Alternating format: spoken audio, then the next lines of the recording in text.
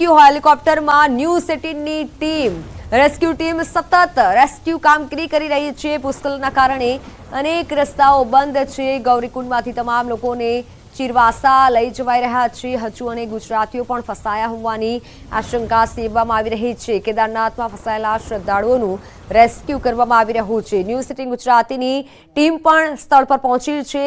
હાલ આર્મી દ્વારા કામગીરી કરવામાં આવી રહી છે। સરાહનીય કામગીરી કરવામાં આવી રહી છે। તમામ લોકોનું રેસ્ક્યુ ટીમ રેસ્ક્યુ કરી રહ્યું છે। ભૂસ્ખલનના કારણે અનેક રસ્તાઓ બંધ છે, જેથી લોકો અને પર્યટકોને મુશ્કેલી પડી રહી છે, પરંતુ તમામ જે ફસાયેલા લોકો છે તેનું રેસ્ક્યુ કરવામાં આવી રહ્યું છે।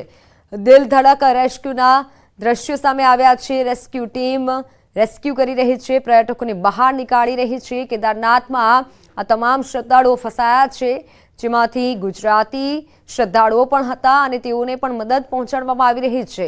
રેસ્ક્યુ હેલિકોપ્ટરમાં ન્યૂઝ 18 ગુજરાતીની ટીમ પહોંચી છે। હેલિકોપ્ટરમાંથી રેસ્ક્યુની કામગીરી તમે જોઈ શકો છો। રેસ્ક્યુ ટીમ ખૂબ સરાહનીય કામગીરી કરી રહ્યું છે।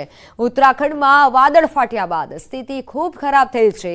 હાલમાં કેદારનાથ યાત્રાએ ગયેલા યાત્રીઓ પણ ફસાયા છે, તો કેદારનાથ પાસે હાલ કેવી સ્થિતિ છે તેનો આકાશી નજારો વિડીયો સામે આવ્યો છે અને આ તસવીરો પરથી અંદાજ લગાવી શકાય છે કે કેટલું ભયાનક નુકસાન થયું છે।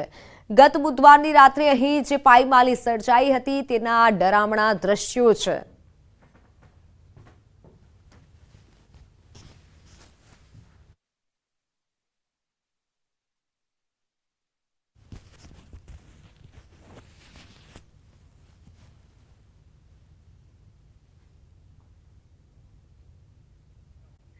મુંબઈના પોવીના ચાંદીવલીમાં પાઇપલાઇનમાં ભંગાણ સર્જાયું છે। રોડ વચ્ચેથી પાઇપલાઇનમાં ભંગાણની પાણીના ફુવારા ઉડ્યા હતા। પાઇપલાઇનમાં ભંગાણથી ઊંચે સુધી પાણીના ફુવારા ઉડ્યા હોય તેવા દ્રશ્યો સામે આવ્યા છે। મુંબઈની આ ઘટના કે જ્યાં પાઇપલાઇનમાં ભંગાણ થતાં પાણીનો બગાડ થયો હતો। હજારો લીટર પાણીનો વેડફાટ થયો છે। નારાયણ સરોવર વિસ્તારમાં સફારી પાર્ક સ્થાપવા મંજૂરી મળી। આગામી દિવસોમાં પ્રવાસીઓને સમુદ્રી સીમા દર્શનની સાથે જંગલ સફારી પાર્કનો લાભ મળશે। 250 હેક્ટરમાં સફારી પાર્ક બનશે। હાલમાં પ્રથમ તબક્કામાં 30 કરોડની મંજૂરી મળી હોવાનું વન વિભાગના અધિકારીઓએ જણાવ્યું। પ્રવાસીઓ ગાડીમાં સફારી પાર્કની મુલાકાત કરી શકે તેવી સુવિધા ઊભી કરાશે। સફારી પાર્કમાં સિંહ સહિતના જંગલી પ્રાણીઓ લવાશે। નારાયણ સરોવર વિસ્તારમાં જંગલ સફારી બનવા માટે મંજૂરી મળી છે। પ્રથમ તબક્કામાં 30 કરોડની મંજૂરી આપવામાં આવી છે। 250 હેક્ટરમાં જંગલ સફારી પાર્ક બનશે। આશરે 250 થી 280 હેક્ટર જેટલા વિસ્તારમાં આ સફારી પાર્કની સ્થાપના કરવામાં આવશે। તેમાં માંસાહારી પ્રાણીઓની સાથે સાથે તૃણાહારી પ્રાણીઓ, નાના સસ્તન પ્રાણીઓ, સરીસૃપ પ્રાણીઓ અને પક્ષીઓ નો પણ પ્રવાસીઓને લાભ મળે તે બાબતનું આયોજન હાથ ધરવામાં આવેલું છે। સાંજ બાદ ધોધમાર વરસાદ, લાંબા સમયના વિરામ બાદ ફરી વરસાદની એન્ટ્રી। વરસાદના પગલે જાહેર માર્ગો પર પાણી ભરાવાનું શરૂ થયું। વડોદરા ગ્રામ્ય વિસ્તારમાં પણ વરસાદી માહોલ છે। પાદરા, કરજણ, ડભોઈ, વાઘોડિયા સહિતના તાલુકાઓમાં વરસાદ વરસી રહ્યો છે।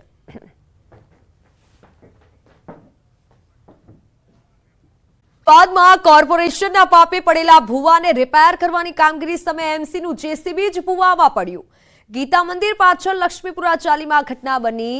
રોડ પર છેલ્લા 2 દિવસથી મહાકાય ભૂવો પડ્યો હતો। સમારકામની કામગીરી સમયે અચાનક જ આખા ગરનાળાનો રોડ બેસી ગયો, જેના કારણે જેસીબી ભૂવામાં ગરકાવ થઈ ગયું। જોકે એમસીના કોઈ અધિકારીઓ સ્થળ પર હાજર ન હતા। જેસીબી ભૂવામાં પડતા સમયે નજીકમાં બાળકો રમી રહ્યા હતા। સદનસીબે મોટી જાનહાનિ ટળી છે। અમદાવાદ શહેરમાં ચોમાસા પૂર્વે અમદાવાદ મ્યુનિસિપલ કોર્પોરેશન દ્વારા પ્રી મોન્સૂન એક્શન પ્લાન હેઠળ કરોડો રૂપિયા ખર્ચવામાં આવે છે, પરંતુ જ્યારે પણ વરસાદ પડતો હોય છે ત્યારે આ પ્રી મોન્સૂન એક્શન પ્લાન કેટલો અસરકારાત્મક હોય છે તે સ્પષ્ટપણે સાબિત થઈ જતો હોય છે।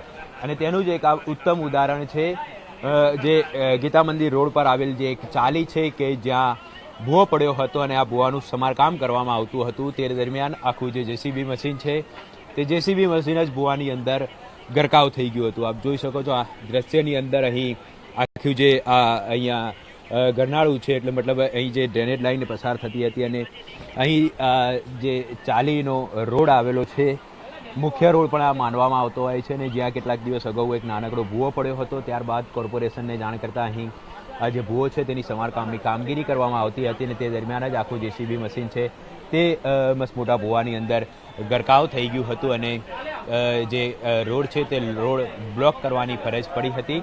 2 મહિનાથી ભૂકંપ પડી રહ્યો હતો આરવી, અને મ્યુનિસિપાલિટીવાળાએ ધ્યાન ખાસ દીધું નહીં. અરજી બી કરી હતી કે આવશું 2 દિવસ, એવો ખાસો મહિનો તો થઈ ગયો.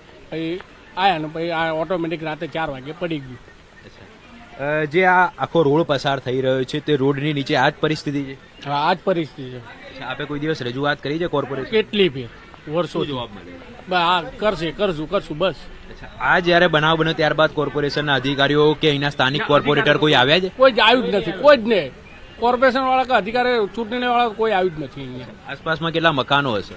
આસપાસ ઘણા ખાસા જ છે, આખું લક્ષ્મીપુરા જ છે.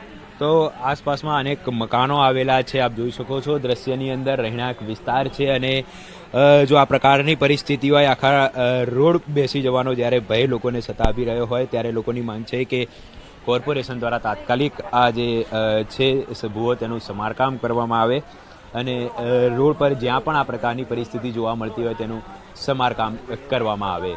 કેમેરામેન ઠેંગા રાઠોડ સાથે ઋત્વિજ સોની, ન્યૂઝ 18 ગુજરાતી, અમદાવાદ. ગિરિડીહમાં છેલ્લા 2 દિવસથી સતત વરસાદના કારણે જનજીવન અસ્તવ્યસ્ત થઈ ગયું છે.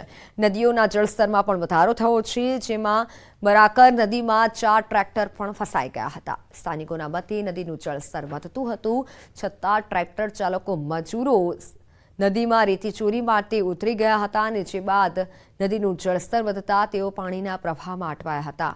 જોકે બાદમાં મજૂરો અને ડ્રાઈવરોને બચાવી લેવાયા હતા, પરંતુ 4 ટ્રેક્ટરો નદીના પાણીમાં ફસાયા હતા. અરવલ્લી મોડાસા શહેરના રબારીવાસમાં વરસાદી પાણી ભરાયા. ભુજિયાવાસમાં શ્રમિકોના ઘરોમાં પાણી ઘૂસ્યા.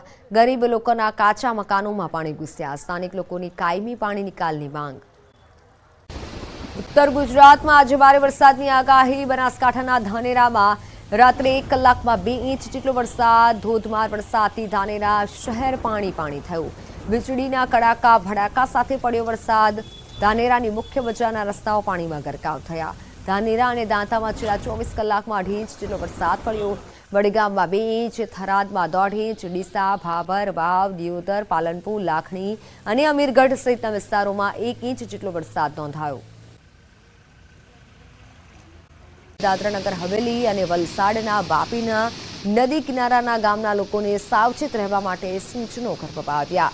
મહત્વપૂર્ણ છે કે કપરાડા અને ધરમપુર તાલુકાના અંતરિયાળ પહાડી વિસ્તારમાં ભારે વરસાદના કારણે આ વિસ્તારોમાંથી પસાર થતી જિલ્લાની તમામ મોટી નદીઓમાં પૂર જેવી પરિસ્થિતિ સર્જાઈ છે.